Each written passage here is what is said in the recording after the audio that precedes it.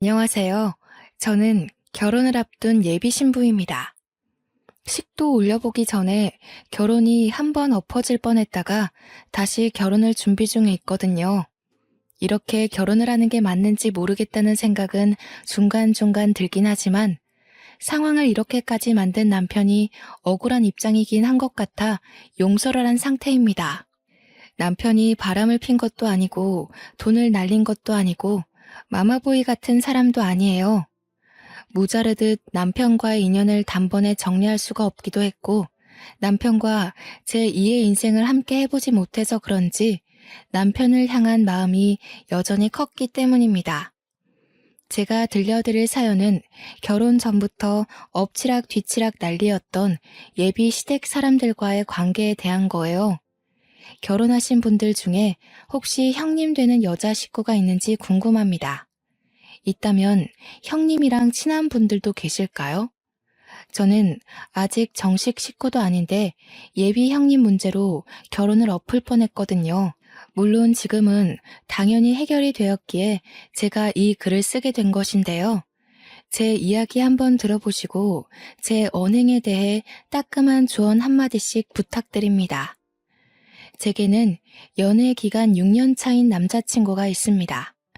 저희는 서로 긴 기간 연애하면서 경제 차이를 그리 못 느꼈고 자연스레 얘기를 트게 된 집안 사정만 들어봐도 서로 형편이 비슷했어요. 예비 신랑과 결혼을 약속한 관계로 발전할 수 있었던 이유 중 양가 집안 형편도 나름 조건에 있었습니다. 너무 수준 차이가 많이 나면 한쪽이 부담스럽잖아요. 저희는 다행히 금전적인 부분에서 문제될 게 전혀 없었다는 겁니다. 저와 예비 신랑은 결혼하기 전 모아둔 돈과 약간의 대출을 받아 적당한 빌라 정도에서 살 수 있는 집까지 알아봐뒀습니다. 남들은 돈이 없어서 원룸에서 시작하는 신혼부부도 있다던데 그에 비하면 저와 예비 신랑의 출발선은 한참 위에서 시작한 셈이죠. 결혼 계획을 세우면서도 저희는 딱히 안 맞는 부분도 없었고 부딪힐 만한 상황이 생기더라도 서로 의견 조율이 잘 되는 편이었습니다. 예비 신랑과 저는 만난 지 2년째부터 서로를 환상의 짝이라고 생각했을 만큼 잘 맞았어요. 그랬기 때문에 더더욱 서로를 결혼 상대로 본 거였죠. 저희가 본격적으로 결혼 준비에 돌입하면서 첫 번째로 양가 부모님께 먼저 인사를 드리기로 했는데요. 월차를 내지 못해서 퇴근하고 예비 신랑을 만나 저녁에 출발을 하였습니다. 예비 신랑 집을 처음 가보는 건 아니었어요. 예비 신랑과 연애를 길게 했다 보니까 몇 번 시댁에 가서 저녁밥을 얻어먹은 적이 있었거든요. 그 때문인지 이웃집 놀러 가는 것처럼 걸음이 가벼웠습니다. 이렇게 말씀드리면 저한테 예비 시부모가 어떤 존재인지 느껴지지 않습니까? 예비 시부모는 제게 부모님 다음으로 정말 좋아하는 어른들입니다. 제 나이가 30대 중반인데도 예비 시부모는 저를 뽀송뽀송한 아기로 보거든요. 예비 신랑이 저와 5살 차이가 나는데 예비 시부모 입장에선 집에 막내 아들이 40대이다 보니까 30대인 저를 더 그렇게 봐주는 것 같기도 했고 또 예비 신랑이 늦둥이거든요. 그래서 예비 시부모님이 저희 친정 부모님보다 나이가 좀 더 많습니다. 이 때문에 저를 더더욱 젊은 처녀처럼 보는 게 아닌가 싶어요. 예비 신랑이 막내라고 했잖아요. 네, 예비 신랑에게는 형이 하나 있습니다. 예비 아주버님은 남편과 제법 나이 차이가 많이 나더라고요. 50대라고 들었습니다. 저희 친정엄마가 50대 후반인데 아주버님과 고작 9살 차이 나는 거 있죠? 그래서인가 예비 시부모와는 벌써 친해졌지만 이상하게 아주버님은 조금 어려웠습니다. 아주버님이 잘 나가는 회계사라서 친근한 이미지는 아니었기 때문에 멀게 느껴졌을 수도 있겠네요. 제가 예비 신랑과 연애를 시작한 초창기에 아주버님이 결혼을 했다고 들었어요. 결혼하고 바로 분가를 했기 때문에 제가 예비 시댁으로 발길하기 시작했을 때는 당연히 아주버님 얼굴을 볼 수 없었습니다. 그렇다고 한 번도 마주하지 않았던 건 또 아니에요. 예비 신랑과 함께 하다 보니 지나가다 한 번씩 짧게 마주치는 순간도 있었으니까요.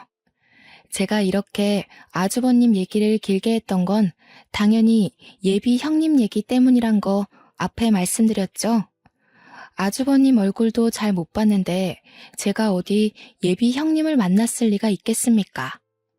아주버님도 바깥에서 예비 신랑 때문에 어쩌다가 마주친 거라 주부인 예비 형님은 한 번도 본 적이 없었어요. 아마 결혼하기 전에 인사자리나 결혼식에서 보게 되지 않을까 싶었습니다. 그동안 일 때문에 바빠서 오랜만에 예비 시댁을 가는 거였는데요. 아무리 오랜만에 간다고 하더라도 제가 예비 시댁 가는 길을 모르는 게 아니거든요. 그런데 예비 신랑이 제가 알던 방향이 아닌 다른 방향으로 운전을 하는 겁니다. 어디 가냐고 물어봤더니 근래에 예비 시댁이 이사를 했다고 하더라고요. 도착하기 전만 해도 몰랐던 소식이니까 그저 놀라기만 했고 또 제가 예비 시댁에 그동안 연락을 너무 안 했구나 생각하기만 했습니다. 그러나 저는 예비 신랑이 도착한 아파트를 보고 놀랄 수밖에 없었는데요. 분명 일반 빌라에 살고 계셨는데 이사 온 곳은 다름 아닌 강남의 대형 아파트인 거 아니겠습니까? 평소 예비 신랑이 주말마다 복권을 하고 있는 걸 알기 때문에 1등이라도 당첨된 줄 알았습니다. 예비 신랑한테 어떻게 된 거냐고 사정을 물었더니 예비 형님이 이 집을 해줬다고 하는 겁니다. 예비 형님과 아주버님은 잠깐 맞벌이를 했었는데 그 당시 아이를 시부모님께 맡기고 일을 봤다고 해요. 그 노고가 고마워서 예비 형님이 예비 시부모한테 선물로 준 게 이 아파트라고 했습니다. 그 소리를 듣고 저는 처음으로 이 결혼에 덜컥 긴장이 되었습니다. 예비 시부모도 저를 이 정도로 떨게 하진 못했는데 예비 형님의 재력이 이 결혼에 대한 고민으로 이어지게 되더군요. 그날 본 아파트 때문에 갑자기 예비 신랑과도 거리감이 생기는 느낌이었어요. 결혼이란 게 인생의 동반자를 약속하는 예식이기도 하지만 양가 집안이 파트너로서 손을 잡는 거다라는 말을 어디서 들었거든요. 갑자기 예비 시댁 쪽의 재력이 대폭 뛰어버린 셈이니 혹시라도 균열이 생겨버리면 어쩌나 걱정이 되었습니다. 결혼 준비 때문에 집을 알아보다가 그 아파트 내부까지 컴퓨터로 구경해 본 적이 있었는데 역시 사진은 실물과 비교할 게 못 되더군요. 예비 시댁을 들어갔더니 무슨 대통령 집이라도 보는 줄 알았습니다. 어찌나 넓고 세련되었는지 한순간에 매료되었지 뭡니까. 언제나 그렇듯 예비 시부모는 오랜만에 찾아온 저를 딸내미 맞이하듯 두 발 벗고 달려와서 안아주었습니다. 오느라 고생 많았지? 너희들 언제 결혼하나 내내 기다렸다. 수양이 멀미는 없었어? 거기서 여기 오는데 꽤 오래 걸렸을 텐데. 괜찮아요, 어머님. 바빠서 이제야 찾아오네요. 그동안 몸 건강히 잘 지내셨죠? 어쩜 이렇게 피부가 갈수록 고와지세요? 어머, 그러니? 네가 보내주는 화장품들이 좋아서 그런 거지 뭘.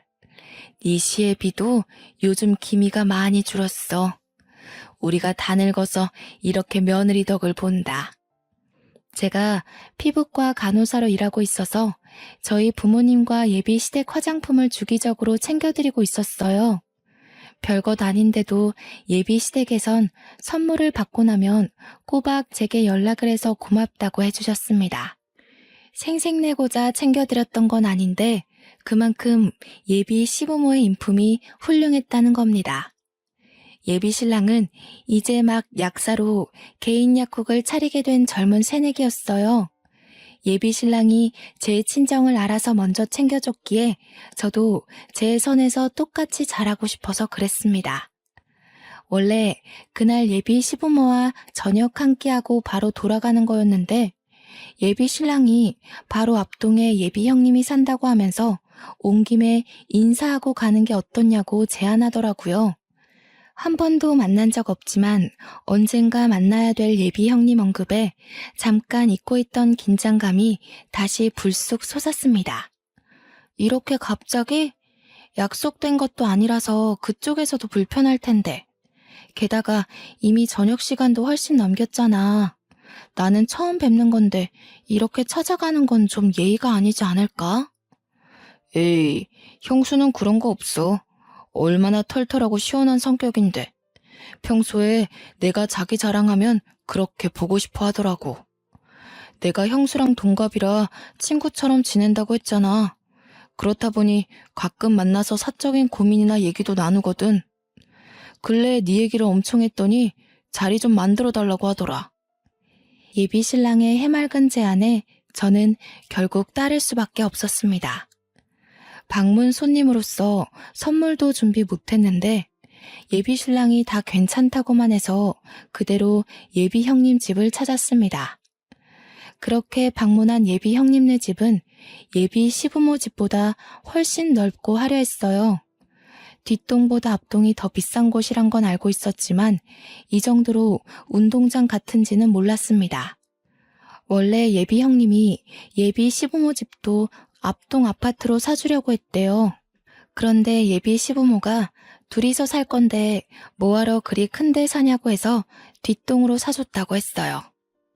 예비 신랑 뒤만 따라서 눈치 보며 들어갔더니 예비 아주버님과 예비 형님이 옷을 여미면서 마중을 나와 있었습니다. 예비 아주버님은 누가 봐도 아저씨 같은데 그에 반해 예비 형님은 완전 아가씨더라고요.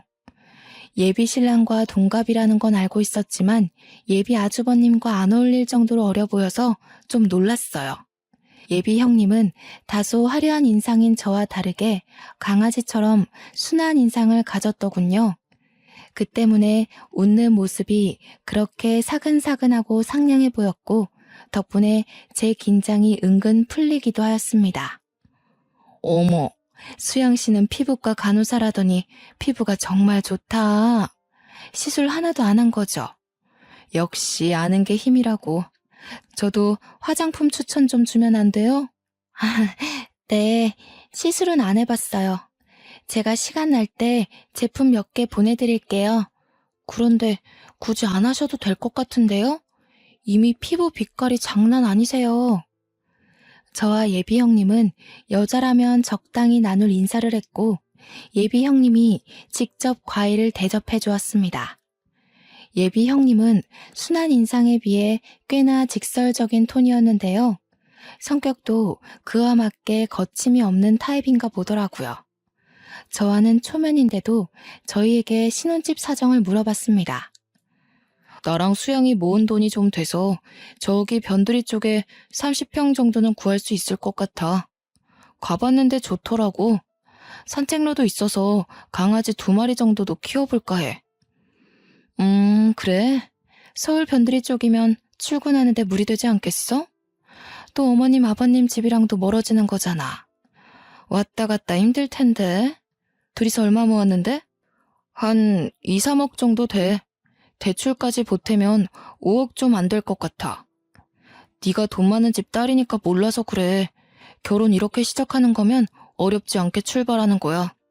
뭐 보통 신혼부부와는 다르게 결혼하긴 했으니 모른다고 볼 수 있겠지. 그러지 말고 너희들도 이 아파트로 들어오면 어때? 내가 보태줄게. 예비 형님은 표정 하나 안 변하고 저희에게 30억 아파트로 들어오라고 제안했습니다. 대출 받지 말고 자기한테 모았다는 돈 2, 3억만 내라면서 그럼 30억 아파트 계약해주겠다고 하는 거 아니겠어요? 당황한 저와 달리 예비 신랑은 땅속에서 다이아몬드라도 발견한 사람처럼 눈빛이 번쩍 빛나더군요. 예비 신랑과 예비 형님이 친구처럼 지낸다는 것도 물론 알고 있었지만 둘은 모든 면에서 서슴없을 정도로 친한 듯 보였습니다. 정말 진심이야? 우리한테는 이런 거 농담 아니야. 괜히 말장난하는 거면 그렇다고 얼른 말해라. 그런 게 아니라면 우리야말로 진심 고맙지. 농담 아니야. 내가 언제 너한테 돈으로 농담하는 거 봤니? 앞동은 부담스러울 거잖아. 뒷동으로 해줄까 하는데 어떻게? 당장 해줘? 예비 신랑과 예비 형님 둘이서만 신난 대화였습니다. 예비 아주버님은 일 때문에 저와 인사만 했을 뿐 줄곧 방에 있었어요. 저 혼자 덩그러니 그 둘 대화를 보며 불청객 마냥 앉아 있었죠. 예비 신랑은 제게 너무 잘 됐지 않냐고 하면서 3억으로 30억 아파트에 살 수 있게 되었다고 되게 좋아라 했습니다. 근데 저는 왠지 그게 좀 불편했어요. 저희가 충분히 독립적으로 시작할 수 있는 신혼살림을 시부모도 아닌 형님한테 도움받는 것이 내키지 않았습니다. 그렇게 되면 사는 내내 예비 형님 때문에 신경이 쓰일 것 같기도 했고 자칫 남의 집에 얹혀 사는 기분이 들 것 같거든요. 제가 예민하게 생각했던 걸까요? 제가 계속 대답을 머뭇거리고 있자 예비 형님이 수양 씨는 싫은가 봐 하면서 저를 떠보는 거 아니겠습니까? 예비 신랑은 제 반응을 살피면서도 눈치 없이 예비 형님 편에 서서 저를 설득하기 바빴어요. 저는 여차저차 의논해보겠다고 하고 그만 자리를 마무리했습니다. 그 집을 나와서 예비 신랑 차에 올라탔을 때 제가 먼저 예비 신랑한테 속마음을 밝혔어요. 그냥 우리가 계획했던 대로 하자. 우리가 당장 어려운 것도 아닌데 왜 형님한테 도움을 받아. 남한테 손 벌리면 언젠가는 꼬리 밟혀. 그리고 계속 뭔가 보답해야 될 것 같단 말이야. 남이라니 이젠 가족이 될 사이인데. 그리고 혜령이는 좋은 마음으로 우리 도와준다는 거야. 우리 완전 로또 1등 된 거나 마찬가지라니까. 너무 부정적으로만 보지 말고 우리 결혼해서 잘 살라고 주는 선물이라고 생각해봐. 예비 신랑은 이미 예비 형님 제안에 홀라당 넘어간 듯 보였습니다. 저는 찝찝한 기분을 안고 고민을 계속해야 했어요. 예비 신랑과 계속 대화를 시도해봤자 답이 없을 것 같아서 한 번은 인터넷 커뮤니티에 익명으로 물어보기도 했습니다. 그러니 반응이 거의 반반이더라고요. 예비 신랑 말대로 이건 완전 복권 당첨이라고 자존심 세우지 말라는 사람들도 많았고 분명 형님이 그냥 주는 거 아닐 거라며 절대 책 잡힐 짓 하지 말라고 주의 주는 사람들도 많았습니다. 저는 솔직히 좀 후자 쪽으로 마음이 기울어 있는 사람이거든요. 제가 고민을 길게 하는 바람에 예비 형님께 줘야 하는 답은 그 기일이 자꾸 미뤄졌습니다. 예비 신랑은 저를 설득하기만 했지 강제로 밀어붙이진 못했어요. 일단 그 제안을 수긍한다면 저희 쪽에 형님네에 3억을 줘야 하는 입장인데 제 돈을 합치지 않고서는 예비 신랑 혼자 그 돈을 당장 못 만들기 때문이었죠. 제가 고민하는 걸 아는지 한날 모르는 번호로 전화가 왔는데 예비 형님이더라고요. 예비 신랑한테서 제 번호를 받은 듯 싶었습니다. 우리 통화하는 거 처음이죠? 내 번호 저장해놔요. 할 말이 있어서 그러는데 우리 집 찾아올 줄 알아요? 오늘 와줄 수 있어요? 네, 웬만하면 그러고 싶은데 여기서 거기까지 1시간 걸리거든요. 왔다 갔다만 2시간 반은 잡아야 되는데 제가 내일도 출근이라서 어려울 것 같아요. 정 안 되면 우리 집에서 자고 가면 되죠. 이미 수양씨 신랑은 오케이 했는걸요? 내가 꼭 해줄 말이 있어서 그래요. 예비 형님이 할 말 있다고 다짜고짜 사람을 부르는 것보다 예비 신랑이 이미 제안에 허락했다는 게 황당했습니다. 저는 예비 형님과 전화를 끊고 바로 예비 신랑한테 전화했어요. 예비 신랑 말로는 예비 형님이 저한테 전화할 거라고 해서 자기가 굳이 안 했다고 하더군요. 거기서 제가 뭐라고 하겠습니까? 예비 신랑 말도 일리가 있는걸요.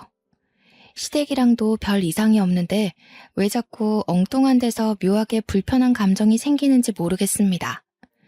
예비 형님이랑 제가 나이가 비슷해서 그런가 싶기도 하고 그때만 해도 진짜 아무것도 몰랐어요.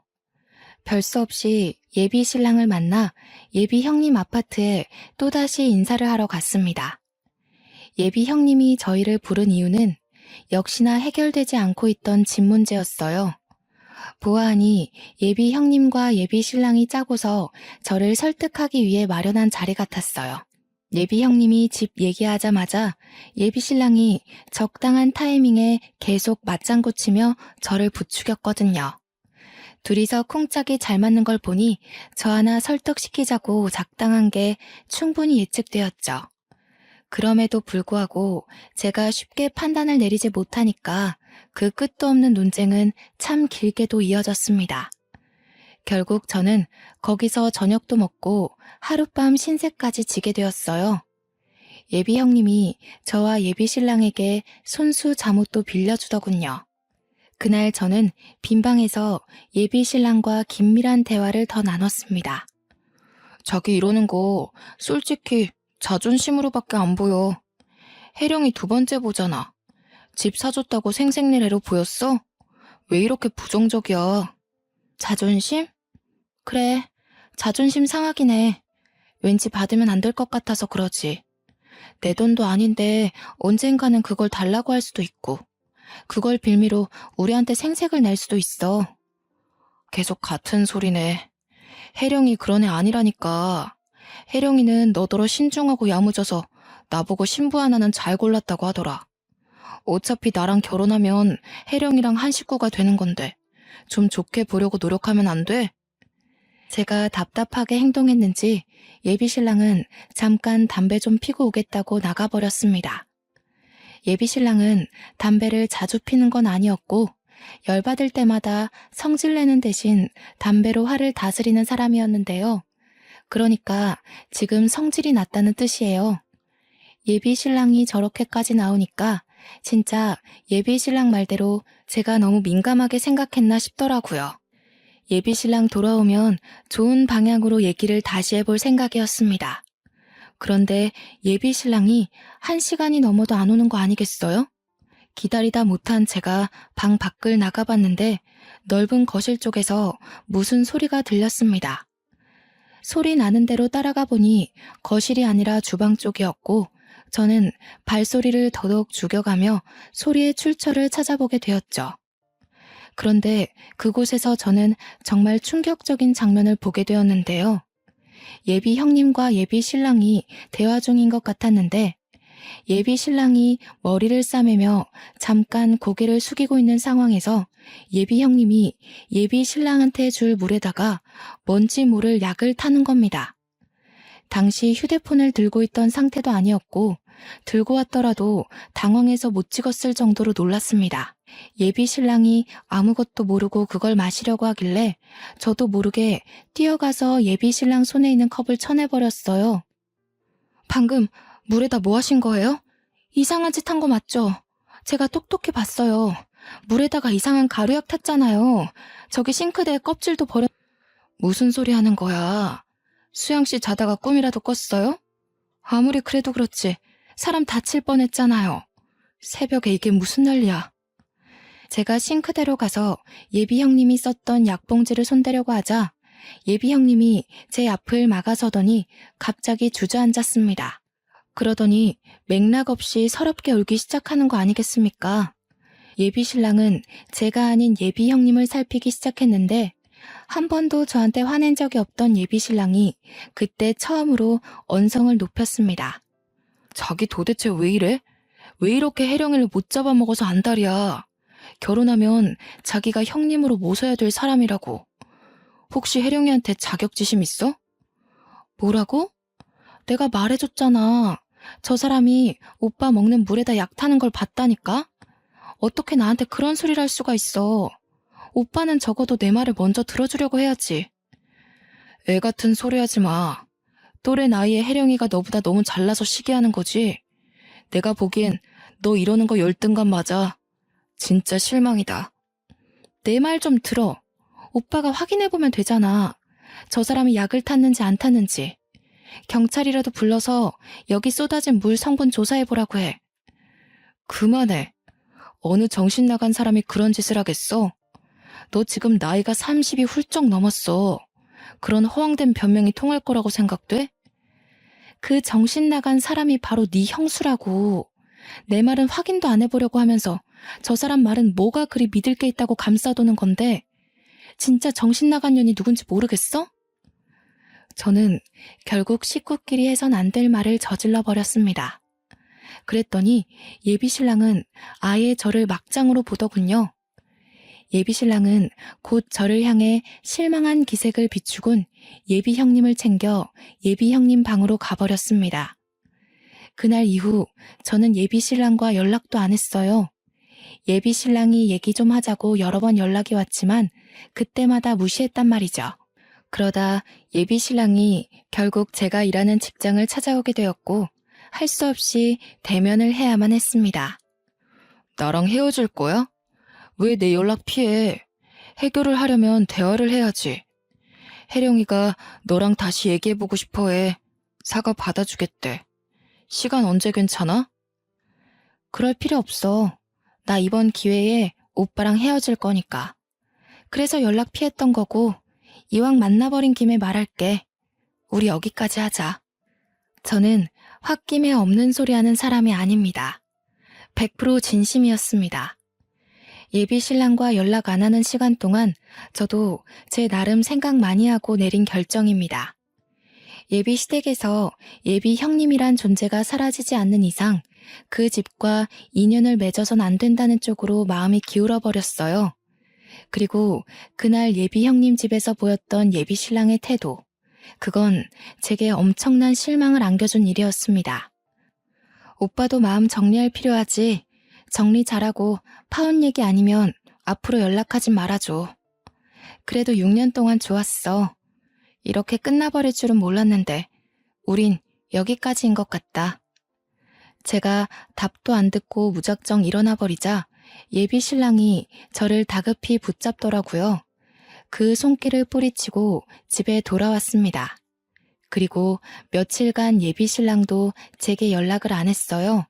그러고 나서 한 4일 뒤쯤이었나? 예비 형님에게서 느닷없이 연락이 오는 겁니다. 밑도 끝도 없이 예비 신랑 약국으로 오라는 말만 덩그러니 날라온 거 있죠? 제가 예비 신랑한테 이별을 통보했다는 거 예비 형님도 다 알고 있을 겁니다. 저희가 갈라서게 된 이유는 온전히 예비 형님 때문이잖아요. 예비 신랑과 갈라섰으니 예비 형님도 더 이상 저와 관련이 없는 사람인데 제가 왜 이 여자 말에 반응을 해주겠어요? 당연히 무시했습니다. 그랬더니 바로 또 연락이 오더라고요. 이번엔 문자였고 내용도 없이 달랑 사진 몇 개 날라온 것이 다였습니다. 아, 그중 영상이 하나 있길래 눌러봤거든요.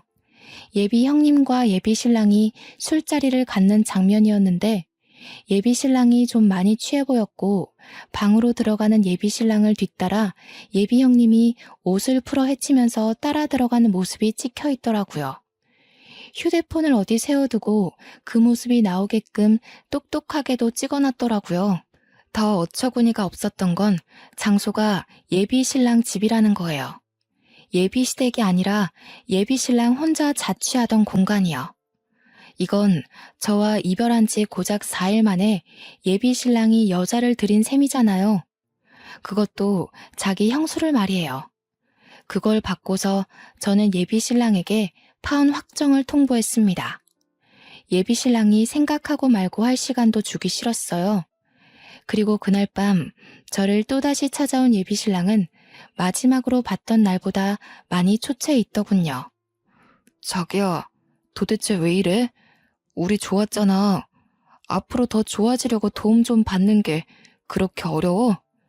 왜 우리가 눈앞에 놓인 행운을 놓고도 헤어져야 돼? 오빠는 그 여자를 믿어? 내가 보기에 오빠 지금 그 여자한테 이용당하는 거야. 우리 헤어졌다고 그 여자가 신이 나서 나한테 연락했더라? 저는 예비 신랑에게 보여주려고 인화해놨던 사진들을 냅다 뿌렸습니다. 예비 신랑은 바닥에 떨어진 사진을 힐끗 보더니 표정이 굳어졌어요. 우리 고작 헤어진 지 4일 됐잖아. 그동안 그 여자가 나한테 보낸 사진이야. 나랑 연락 안 하는 내내 그 여자한테 위로 엄청 받았나 봐.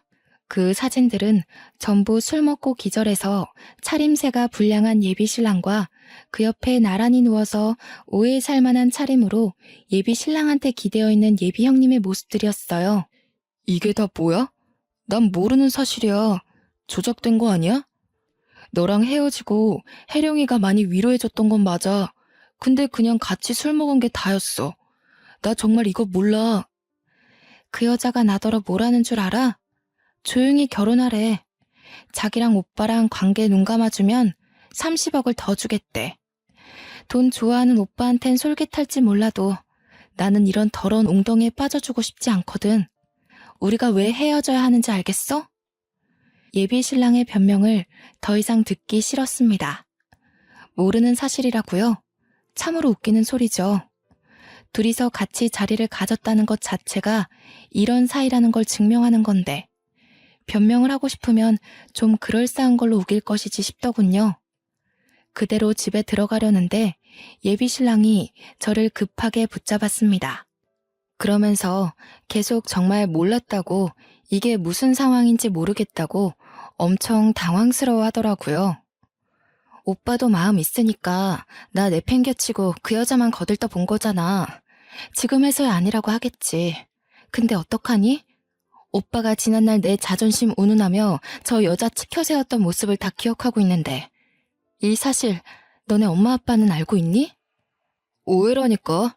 나도 도통 모르는 일이라서 어떻게 설명을 할 순 없지만 뭔가 잘못된 일인 건 맞아. 내가 다 해결할게. 일단 기다려주라. 어? 나더러 가서 핑계거리 만들 시간을 벌게 해달라. 그 여자랑 침대에 올라간 적 없다고 뻔뻔하게 모른 척하면 다 해결된다고 생각하나 본데 나한텐 오빠가 그 여자랑 밤에 단둘이 술 먹었다는 것도 바람이야. 그만 돌아서 가려는데 예비 신랑이 저를 다시 잡더군요.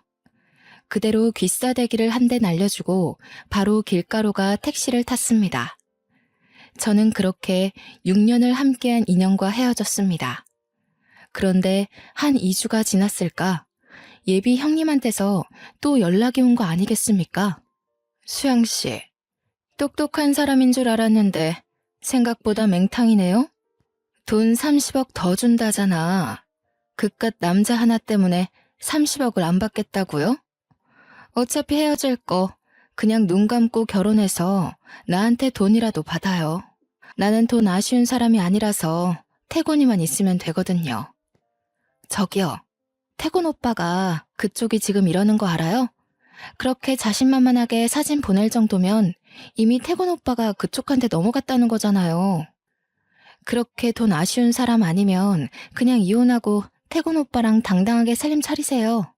아, 혹시 양심 없게 저더러 말해달라는 건 아니죠? 할 수 있었으면 벌써 했겠죠. 그런데 수양 씨가 뭐 그렇게 특별하다고 태곤이가 수양 씨를 못 잊잖아. 나도 이해 안 되거든요. 돈도 없고 생긴 것도 평범한데 뭐 때문에 수양 씨를 못나서 다 죽어가는지 몰라. 설마 어려서 그런가?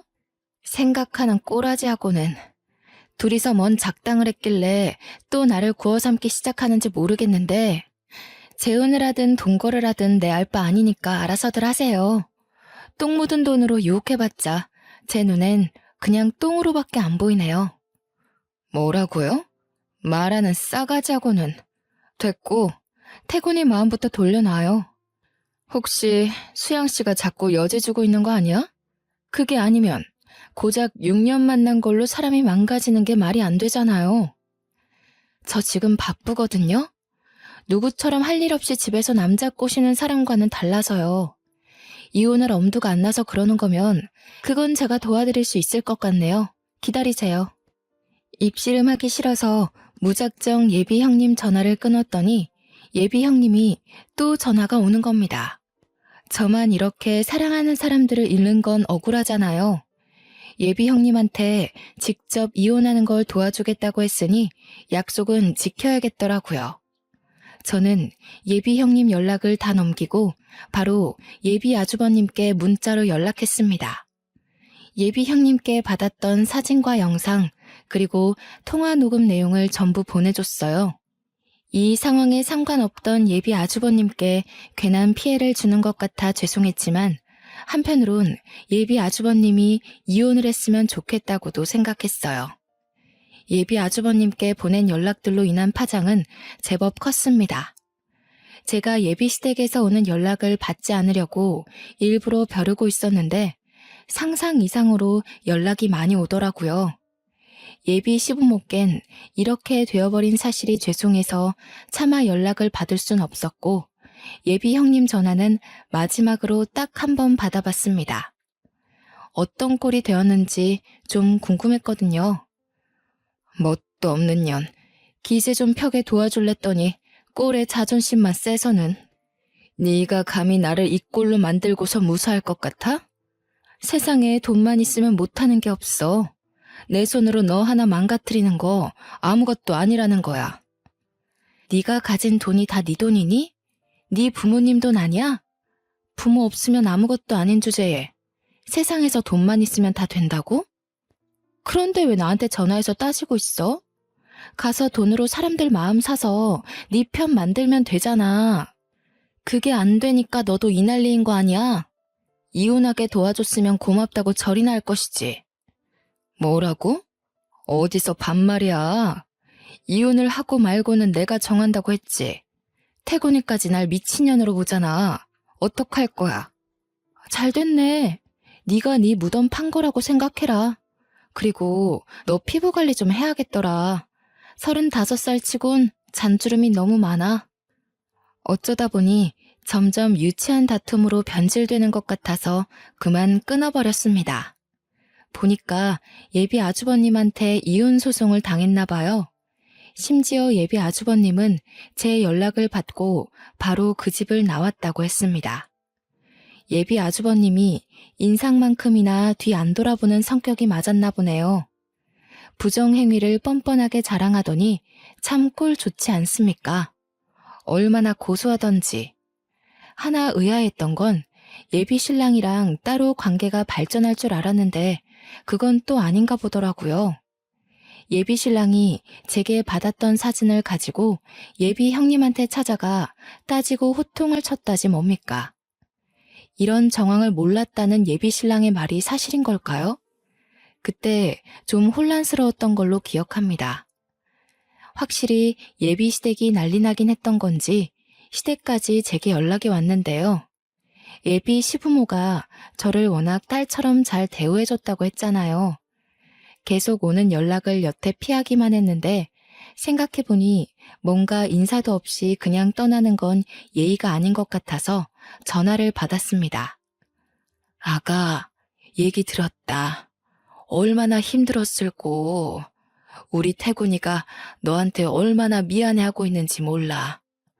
너랑 태곤이 6년을 만났잖니. 바보 같은 내 아들이 어떻게 너처럼 착하고 귀한 애한테 그럴 수 있었는지 모르겠다. 예비 시모는 제게 끊임없이 사과를 했습니다. 저는 한마디도 못하고 듣고만 있었는데 계속 자기 아들 못났다고 저더러 제발 용서해달라고 비시는 거 아니겠습니까? 예비 형님은 이미 이혼 진행 중에 있고 예비 시부모도 그 아파트에서 곧 나갈 예정이라고 했어요. 아주버님이 예비 신랑을 상간남으로 소송하진 않았다고 하더군요. 태곤이는 너 없으면 안 돼. 우리가 태곤이 많이 혼냈어. 그런데 태곤이가 알아서 괴로워하고 밥도 한 숟갈 안 먹으려고 하니 어쩌면 좋아. 수양아, 우리로서 정말 너한테 면목 없고 몹쓸 짓을 했다는 거 안다. 그래도 한 번만 용서해주면 안 되겠니? 그러니까 예비 시모 말은 예비 신랑이 내내 제대로 일도 못하고 길 가다 사고 날 뻔하길 몇 번째고 정신 빠진 사람처럼 그렇게 집구석에만 박혀 있다고 합니다. 자기 몸을 위험에 빠뜨리면서까지 자책을 하고 있다니까 솔직히 신경을 안 쓸 수가 없더군요. 말 그대로 6년을 함께한 사이이고 사랑하는 사람과 시작도 못 해보고 끝나버렸기에 저도 모르는 미련이 남아있었나 봅니다. 저는 결국 한 달 뒤쯤에 예비 시부모가 이사 갔다는 곳으로 찾아갔습니다. 이전보단 못하지만 꽤 비싼 아파트에 입주를 했더군요. 예비 시모와 인사를 나누고 있던 중 저는 방에서 나오는 예비 신랑과 눈이 맞았어요. 다 죽은 얼굴이던 예비 신랑은 저를 발견하곤 미친 사람처럼 달려와 포옹을 했습니다. 수영아, 내가 잘못했어. 제발 나 좀 데려가줘. 나 너 없이는 못 살아. 네 말이 다 맞았어. 내가 눈치가 더럽게 없어서 그 여자가 그런 속셈을 가지고 있는 줄도 모르고 너만 탓했어. 진짜 미안해. 잘 알아보고 행동했어야 하는 건데. 예비 신랑은 약국까지 문 닫고 쉬고 있다더라고요. 도대체 얼마나 쉬었으면 몸에서 쾌쾌한 냄새가 나는 건지. 예비 시부모 도움으로 겨우 예비 신랑을 떼어놓을 수 있었습니다. 그제서야 저는 예비 시댁과 제대로 된 대화를 나눌 수가 있었는데 모두가 제 앞에서 죄인처럼 고개를 숙이고 있는 거 아니겠습니까? 예비 신랑이야 그렇다 쳐도 예비 시부모까지 제게 자꾸 사죄하는 건 마음이 안 좋았습니다. 돈 많은 게 뭐가 그리 대수라고. 나는 돈 많은 며느리 필요 없다. 사람 자체가 괜찮아야지. 수야, 너는 우리한테 아무것도 해줄 필요 없어. 그냥 너 하나가 우리 집 며느리로 들어온다면 우리는 그걸로 족하다. 예비 시모는 저와 예비 신랑이 다시 재회하길 계속 사정을 했습니다. 얌전하기만 한 예비 시부도 제게 진심으로 미안하다고 했고 옆에서 예비 신랑은 무릎을 꿇은 채 고개만 숙이고 있었어요. 미련 남은 건 저도 마찬가지였기에 저는 결국 사과를 받아주었고 예비 신랑과 다시 재회를 하게 되었습니다. 예비 아주버님이 재산 분할 소송까지 했기 때문에 제법 이득 보고 끝낸 것 같더라고요. 현재 예비 시댁에는 아주버님까지 모두가 같이 살고 있었습니다. 그럼에도 58평 아파트라 그런지 좁은 느낌은 전혀 없었어요. 현재는 결혼을 미루긴 했지만 예비 신랑과 다시 결혼을 전제로 한 만남을 이어가고 있는 중입니다. 아마 결혼을 하게 되면 제가 시댁으로 합가를 하지 않을까 싶어요. 그리고 예비 신랑은 제게 죄지었던 마음을 전부 갚기라도 하듯 굉장히 잘하고 있어요. 제가 하는 모든 의견을 자신보다 우선순위로 두면서 저를 존중해 줍니다. 원래도 저를 배려하는 사람이었는데 어쩌다 보니 예비 형님 문제로 틀어진 거였죠. 저는 결혼을 하기 전에 이 같은 불상사를 겪은 터라 이혼의 상처는 없지만 많은 분들이 저와 같은 비슷한 일에 연루되어 이혼까지 가기도 하겠죠. 저는 언제든지 시댁을 놓을 수 있는 입장이라서 또 포기하는 게 쉬웠던 시기에 있었던 일이라 빠르게 극복할 수 있었거든요. 그러나 이미 결혼을 했고 자녀가 있는 분들이라면 정말 많이 고될 것 같다는 생각이 드네요.